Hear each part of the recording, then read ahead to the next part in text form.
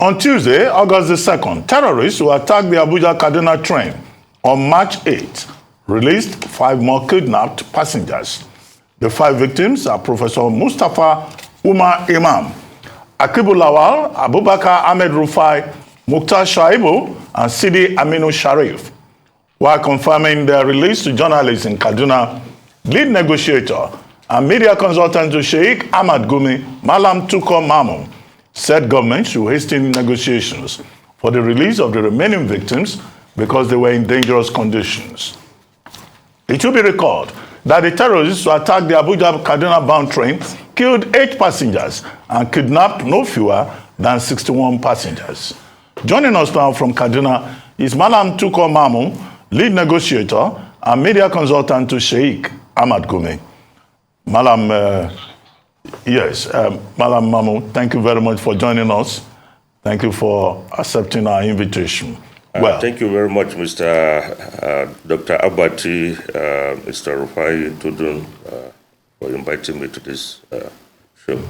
Thank you. Well, before we go into the details, let me just ask you, what has been your experience, negotiating, trying to ensure the release of the kidnapped victims in that ill-fated Kaduna-bound Abuja train?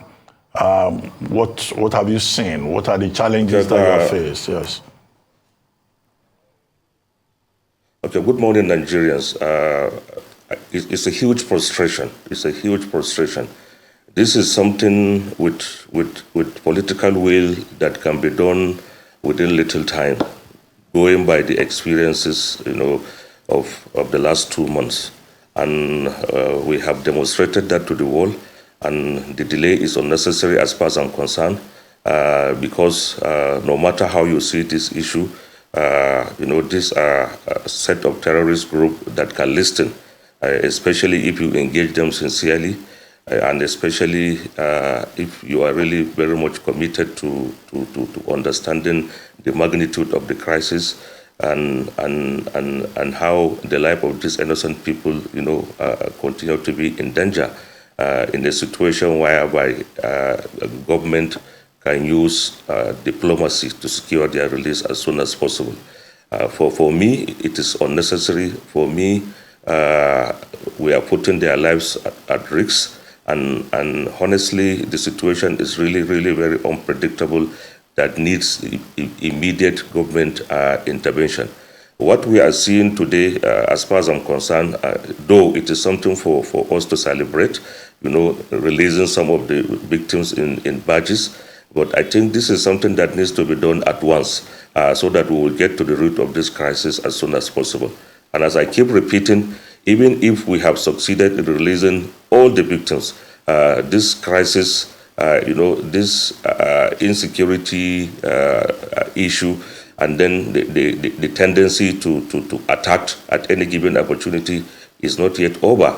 Government needs to do so much, and I believe if they understand the reality of the crisis, this is something that can be contained by the grace of God. Well, I want to start by saying thank you to you for your efforts, without which would be in an even worse situation than what we are discussing. But urgent action has been needed since the 28th of March. What exactly is preventing this urgent action from being taken by the government? Exactly what are you alluding to? Why are we having the poor victims released in dribs and drabs while we're all told that their condition is worsening, those people there? We have an aged woman of 90 years old. We have little children. We have a baby. What exactly is the problem? Why are they not all free by now? This is the problem we have in this country. The approach is wrong, and the approach is not yielding positive result on the side of the government. If you can remember, I was involved actively in the negotiation of the first 11 victims. And, that time there was so much cooperation from the government, and then it took us less than 6 days to negotiate and then release this first 11.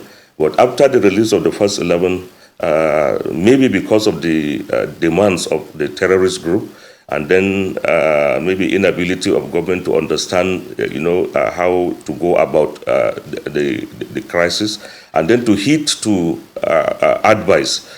I think that causes the delay in getting to the root of the matter. But no matter how you look at this situation, we have to understand that lives of innocent people are involved. And we have to understand that we are dealing with people, that don't even value the sanctity of human life. We have to understand that we are dealing with people that can inflict harm at any given opportunity to these people. So when you have a situation whereby you understand that this situation as it is today has no military solution, then what will be the right option if you want to preserve innocent lives? Because you will agree with me that if this situation has any military solution, this is something that will have been done in the past 1, 2, 3, now over 4 months, but it has not been done. So if you say, for example, as a government, I'm doing something, or I'm taking action, or we are doing the best we could to secure their release, what is the result on ground? Nigerians are not seeing the result on ground. Apart from the first one we initiated and succeeded with the assistance of the federal government and the security agencies, all other ones, that regained their freedom as they testify themselves, it happens without any input from the government. It happens without any help from the government. So how can you allow your citizens in that kind of condition? And as you rightly stated, with an aged woman, young, the youngest of them is about 1.5 years old, and their condition is really, really very bad. So I think the situation as it is now, no single person can achieve, the needed result without the cooperation of the government. No matter what we do, no matter how you try to put in your best, at the end of the day, you just get frustrated. And that informs my reason to even withdraw, because my participation is voluntary. How I get involved, it is the passengers, maybe based on what they saw, what we have demonstrated over the last few months with Sheikh Gumi in visiting these bandits enclaves in the northwest to seek solution to this banditry issue and kidnapping, and then the work we do, especially here in the north, being a journalist and a publisher, they suggested that I should be involved, that they suggested that I should be helpful in getting this, and I took that decision to accept it on the human angle. Since they have that competence, and since if you talk to them, at least they make some concession, what will I do as a responsible citizen to make sure that, okay, I also contribute for this thing to come to an end as soon as possible? But the important thing for Nigerians and government to know is that even if, for example, today we have succeeded in securing all these victims, the threat is very visible and the threat is real. Something has to be done. And that's something, you have to apply the carrot and stick approach at the same time. Where it is necessary to apply military force, yeah, it is allowed. It is a solution.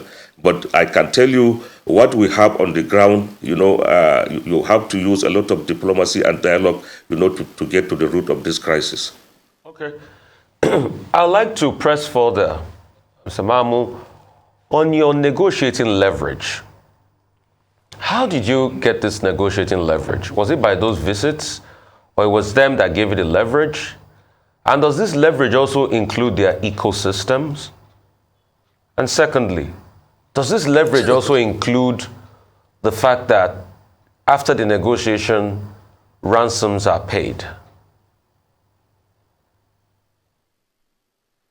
In a situation whereby government do not take control of this kind of situation, and you allow individual desperate family members to reach out to this group and then negotiate their release, certainly and definitely you cannot rule out the aspect of payment of ransom. And that is why it is even funny, for example, for government to say we are discouraging the payment of ransom. If you are discouraging the payment of ransom and you allow individual families to directly discuss and negotiate with this group, then by implication, what are you encouraging? Certainly you are encouraging ransom payment. The first batch of the 11, when government, participated actively, I can guarantee you, I can assure you, we did not pay a single kobo to anybody. We achieve that through dialogue, through negotiation, and through the spirit of give and take.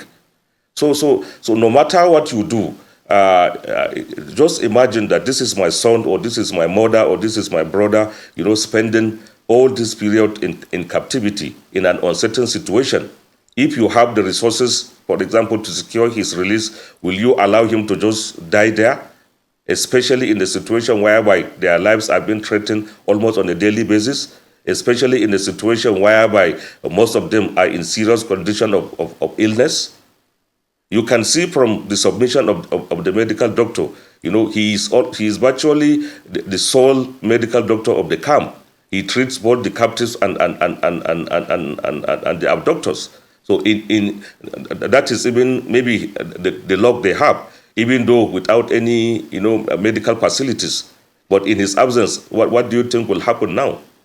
And the implication of what is happening today, whoever, for example, that succeeds in coming out, certainly behind the scene, it involves a lot of negotiation and then engagement with them. So what of the over 80% of them that are still there that cannot even raise as much as 100,000 naira? Who will stand for them, for example? How can they get released? And that is why our government needs to come in as soon as possible. In a situation whereby, you are at the receiving end, because this situation now, Nigerians, the federal government, we are at the receiving end. They are holding people hostage, and they are determined to use these people as human shield. These are people we must understand with distorted religious belief. They believe that the blood of everybody is even justified as long as you didn't share their religious belief. So when you have these misguided elements and with the tendency to even kill, do we allow them until they started killing these innocent people before we will act?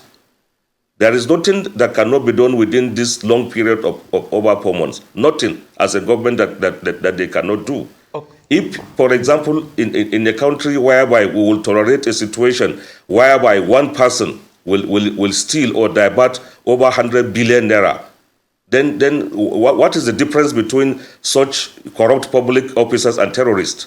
Okay. What is the difference? Mr. Tukur Mamu, I don't see any difference between them, honestly. Okay, Mr. Tukur Mamu, I just want to have a quick follow-up.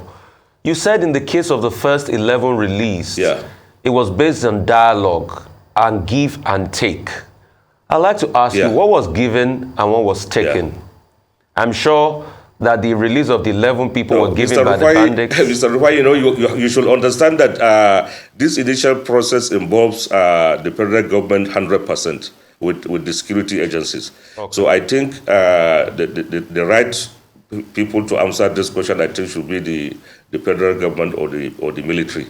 They know exactly what happens, and they know how we succeeded in securing the release of the first 11. Okay. Because already,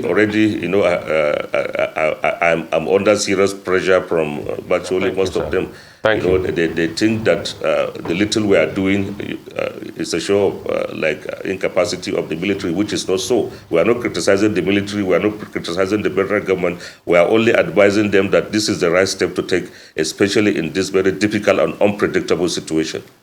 Okay. You were quoted in some of the papers that you have decided to withdraw as a negotiator because you accuse the federal government of delaying the process of getting the victims released. Is that correct? And then secondly, many people would like to know, what exactly do the terrorists want? Because the videos that we have seen, we find the victims saying government should respond to the terrorists and try to respond to their demands. What exactly are they asking for? It's very true, Doctor. It's very true that for almost 2 weeks now, I have announced my withdrawal from engaging with this group because I have my reasons. First, when you are doing something as an army of one, even if you will succeed, the success will be very little. And it's in a situation whereby there is virtually no support from the government, no any form of appreciation from the government, in a situation whereby you are also even being threatened in one way or the other. I think the best way in the corrupt system we have, I'm not accusing anybody, I'm not accusing the security agencies, but honestly, what I have seen and the pressure I have went through, especially in the absence of government support, it will be very, very dangerous for me to continue this, because one will even risk the tendency of even losing his life, not from the terrorists, of course, but from the corrupt society, and then the tendency to even blackmail. So no matter how you want to assist, when there is no cooperation from the government, especially in a difficult situation like this, I think the best way is for you to disengage. Maybe until such a time when government understand and appreciate the magnitude of the crisis. But the most important thing is that if, for example, one single individual can negotiate the release of all these remaining victims that were released after the 11, you can imagine if, for example, government would put the same commitment. This is something, I repeat, that can be done within 2-3 days, and it will be over for these victims. And in a situation like this, where the support is virtually not there, and where the commitment, I can say, is not encouraging, and it gives you leaves you with a lot of frustrations, because I don't think maybe some of them in government, are understanding, the crisis these families are into. It is not something very easy for them. It is a very trying period for them, and it is something as a nation, all stakeholders need to come out and contribute to see an end to this crisis. And what I'm afraid is, for example, if people can give in their lives, if people can make the kind of effort we are doing behind the scene, and then without any encouragement, what do you expect, in future? Definitely you will be discouraging people to even share information, to even share intelligence that will assist the government, the military in bringing this thing to an end. I think those of us that are truly identified, as people or as citizens that are willing to contribute, especially from what we have demonstrated to the world almost a year ago with Sheikh Ahmad Gumi, visiting places that no government appointee can dare go to that place, meeting with these top bandits commanders, understanding the magnitude of the crisis, and then trying to find solution. I think if people can do like that, in a situation whereby you risk even your life, the tendency to be killed, I think this set of people should be priceless assets that government need to hold and then work together with. But if you can remember, even that time, even the chance for Sheikh Ahmad Gumi to see the president, to brief him on this crisis, and then the way forward, it has been frustrated, largely by those maybe that are benefiting from this insecurity crisis. We must appreciate the fact, or we must understand the fact that there is a lot of intricacies in this issue of insecurity in Nigeria. This is multi-billion naira budgets, and certainly, what is happening, if government will look into it seriously, it was subject the processes of the budgetary allocation spending into scrutiny, so that at least we will have commensurate result in what we are doing. We understand and that during the last 7 years, a huge amount, as much as $16 billion was spent on security. The question we should ask ourselves is there any commensurate result out of this huge spending? And if there is no commensurate result, who are those people benefiting from these insecurity budgets? Who are those people that are making money out of this thing? We must commend the president. The reason why I always commend him is that, he is doing everything he could, to approve almost every budget, the security agencies presented. But the missing link is that if you appoint somebody and you cannot hold him accountable in case of especially failure or inability to deliver, this is where the crisis is. It's really sad to hear all of this, considering the fact that government spokespersons talk of a whole of society, whole of government, whole of the nation approach, and they say we all have a collective responsibility. But, you know, there was the second leg of the question that you made. What exactly do these terrorists want? Because we hear the victims saying government should do whatever they're asking for. What are they really asking for? You know,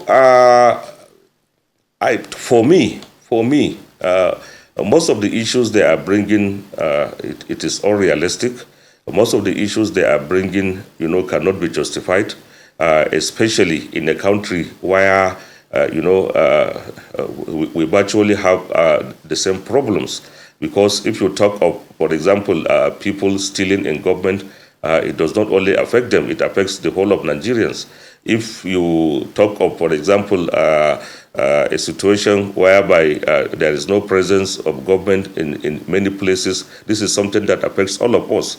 So, but I think what government need to understand in this crisis is to go to the genesis of the crisis and see the way to address this crisis. You know, from their initial complaints, is that government have apprehended, arrested, and killed most of their people. And that they said, what they are saying is that they are different from Boko Haram elements that go out and kill just like that. They said they are only spreading their religious belief. And in the process of doing that, most of them are either arrested or being killed. And I think it is part of the reason they gave, which even includes the arrest, I can say, of their teenage children. So basically, when you engage people, you will get to know maybe the kind of grievances they have. Then that grievances through diplomacy, through dialogue, you know, you can justify the ones that are justifiable, and then the ones that are not. I believe when you engage them sincerely, these are people that can make concessions, and these are people that can reason. But what I want us to understand is that, you know, one cannot compare his psyche and sense of reasoning with somebody, for example, with so much ignorance or even distorted religious belief. The best way to deal with a difficult situations like that is to penetrate them by way of, you know, engaging them.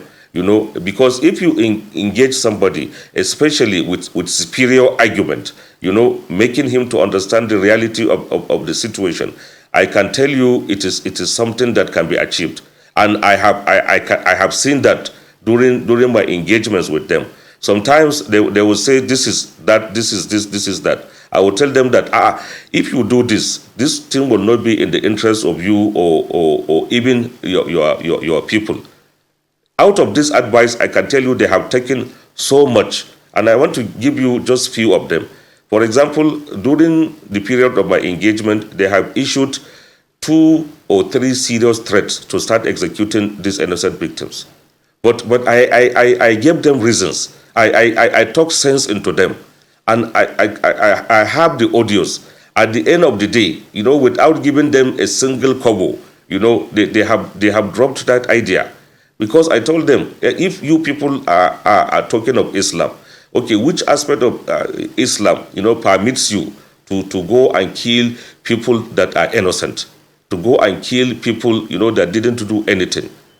And then why can't you people, at least, even if you will not discuss with government, why can't you people allow individual family members to discuss with you, so that whatever grievances you have with government, you know, this is something. Especially when we have a government that can sit down, listen, and then analyze these issues. This thing is something that can be discussed. But what government needs to do in a situation like that, I think they need to really engage them. Engaging them will make them to understand so many things. Especially as I keep repeating, when you have a situation that have little military option. You know, the level of our intelligence gathering, you know, anytime these people wants to attack, they always succeed. We have invested so much in this rail business. It has been grounded now for over 4 months, and the threat is very clear that as soon as this thing resumes, without proper understanding with these people, anybody that uses this train will be in danger. So when you have this difficult situation, and then with inability, for example, to determine and prevent attack on the side of the government, then what option do you have? What option do we have? The mistake, we made as a nation is that, we have allowed this Boko Haram stroke ISWAP element, part of them to relocate from the northeast now to the northwest. They are now in the strategic forest of Niger State. Niger State forest is so vast. I think it is even twice the size of Lagos. So now they are assimilating very well with the Fulani bandits. And the population of the Fulani bandits. They are even more harmful, I can say, than even the normal Boko Haram stroke ISWAP fighters, because the Fulani bandits are largely illiterate without any understanding of even the religion of Islam. So when you have this difficult situation, and in a country whereby the borders are so porous that drugs can come in at will, arms are coming in. In fact, the kind of ammunition that even the military hardly use. So when you allow people to have this access to serious arms, and then for them to even have the power to go to the nation's capital and attack, then what option do you have? The best option is, even if, for example, you will succeed in killing them, you will hardly succeed in killing all of them. And you will understand, I know you will believe with me that the level of poverty in the north is so endemic. So the recruitment into terrorism, into banditry is on the high side. Okay, with Mr. as little Mamu. As 20,000-30,000 naira, you can recruit somebody into terrorism and banditry in the northwest now. Okay, Mr. Mamu. I've been trying to get a word in, so many issues. Mr. Mamu.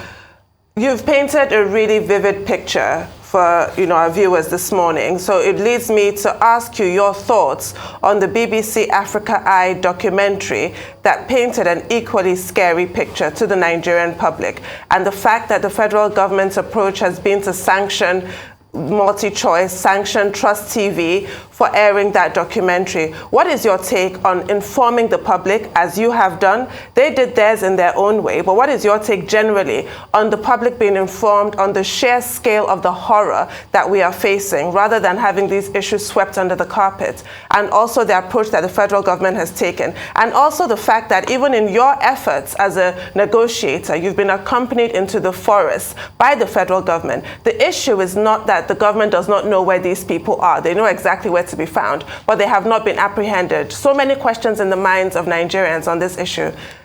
Do you care to give us your perspective? Okay, Tundu, I think this is really very sad and frustrating. Honestly, it is really very sad and frustrating. And I can tell you, we need to do so much to manage this crisis. And what I think I missed the first part of your question. If you can just remind me, please. Talked about how you are painting a picture as it is of exactly what we are facing, whereas other people who are also painting a picture, albeit differently, are being penalized for doing that. What is your take on informing the public on the sheer scale of the horror? Honestly, it is in the system we have. It is not unexpected, and I'm very disappointed with the development, especially regarding the BBC documentary and then the Trust TV documentary, and then that shows the level of understanding, or I can say myopic understanding of the magnitude of the crisis. This in-depth investigation, this in-depth analysis of the issue, should have been used, to see how we can get to the root of this matter. And for example, when you cage the media and when you threaten the media in the manner we have seen, in recent time, definitely something is really wrong, and it portends a lot of danger to democracy and to especially the vulnerable citizens that are being attacked almost on a daily basis. And that honestly is part of the reasons that I decided to honestly voluntarily withdraw from this engagement, because in this country now you stand the risk of even being blackmailed in situations like that, especially when your effort, for example, is exposing failure of some people in government, especially when your effort, is showing incapacity of some people, to discharge their duties according to how they're supposed to do it. So I think sanctioning the media in situations like that, I think government will really need to look at it and then address this issue responsibly. As a journalist, as a publisher, honestly, I have analyzed the contents of these videos very well, about 3 times. I did not notice, the line of thinking for government to even say they want to take this kind of measures against these reputable media organizations. Okay. And what are you encouraging? Definitely, when you silence the media in a situation of war, in a situation of uncertainty, in a crisis where you are dealing with terrorist group, in a country whereby people are being killed almost on a daily basis due to failure to protect their lives and properties, then what do you want the society for us to be in complete chaos, okay, which is where we are heading to? Okay. So government need to look at it honestly, because I think if there is any organization, or if there is anybody government supposed to, or the security agencies supposed to work closely together with, especially in this war against insecurity, I think media organizations. Okay, and honestly, they are doing quite a lot. Okay, especially your medium and several other mediums are doing quite a lot to educate the government, to advise the government, and then to make them understand, the magnitude of this crisis and the best way to go about it. All right, Mr. Mamu. I am following, programs very closely, Mr. Mamu, inviting relevant people. If you can hear me, Mr. Mamu, to give their perspectives. If you can hear me, Mr. Mamu, if government will go through all these programs, I believe certainly they will find issues that are really very important for them to work on.